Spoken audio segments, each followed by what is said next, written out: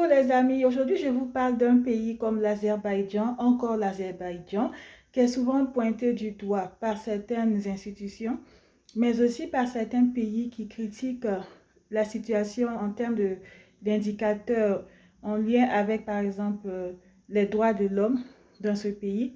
Mais en même temps, ils critiquent ce pays, certains pays européens, concernant la question des droits de l'homme, soi-disant, mais ils ont besoin de ce pays en termes d'énergie. Pour tout ce qui est électricité, gaz, ils ont besoin de ce pays pour sécuriser l'approvisionnement énergétique de l'Europe en vue de la réindustrialisation du vieux continent.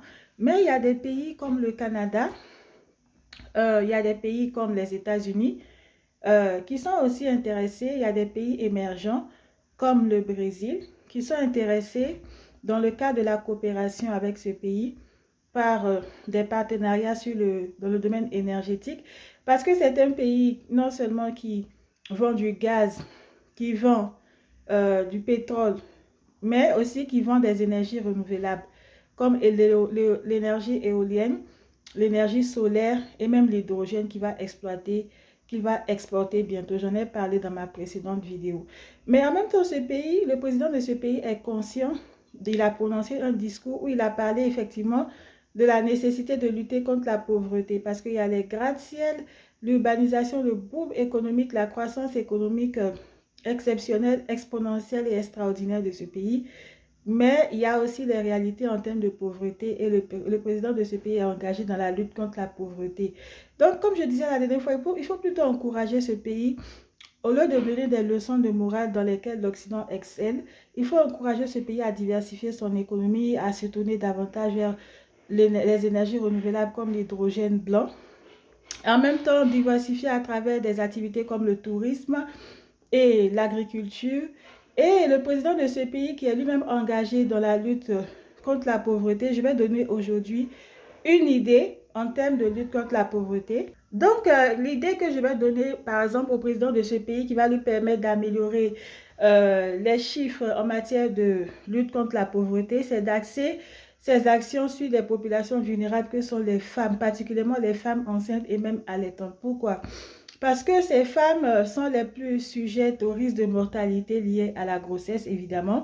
Cette mortalité peut être liée à plusieurs facteurs, nous allons reparler.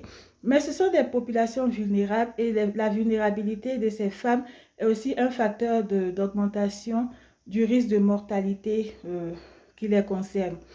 Donc, améliorer les indicateurs en termes de lutte contre la pauvreté en agissant sur cette population spécifique que sont les femmes enceintes. Cela peut se faire par l'action au niveau des consultations prénatales, parce que les consultations prénatales améliorent les chiffres, les indicateurs en matière de santé maternelle et infantile. C'est-à-dire, plus les femmes effectuent des consultations prénatales, plus elles effectuent des suivis de la grossesse, plus on réduit les risques de mortalité maternelle, on améliore les chiffres, les indicateurs. Et en agissant sur les populations vulnérables d'un point de vue économique, qui rencontrent des difficultés pour effectuer ces consultations prénatales. Ces difficultés peuvent être culturelles, liées au niveau d'instruction, par exemple de leur mari ou elles-mêmes leur niveau d'instruction, qui rend difficile l'accès aux services de santé pour effectuer ce suivi de la grossesse et consultation. Donc, moi, j'ai fait un stage en Côte d'Ivoire au ministère de la Santé, dans un service spécifique de prise en charge, et je m'occupais, enfin, le lieu où je faisais le stage s'occupait des populations vulnérables. Donc, j'ai monté un projet comme ça que j'ai soumis à ma hiérarchie de façon spontanée concernant les femmes vulnérables, un soutien nutritionnel pour les femmes vulnérables afin de les inciter davantage à effectuer les consultations prénatales et à réduire les risques de mortalité les concernant et même réduire les risques de mortalité infantile grâce à ce soutien nutritionnel. Donc, l'Azerbaïdjan peut, par exemple, reproduire cet exemple qui a été validé par ma hiérarchie. On allait même un peu plus loin. Je pourrais en parler dans une autre vidéo. Donc là, concernant l'Azerbaïdjan, organiser des activités de soutien nutritionnel de façon bien programmée, ça va permettre d'augmenter la fréquentation des services de prise en charge en lien avec la consultation prénatale pour les femmes. Où, à chaque consultation prénatale, les femmes en situation de vulnérabilité économique vont recevoir des kits alimentaires, vont recevoir un soutien nutritionnel, mais pas seulement.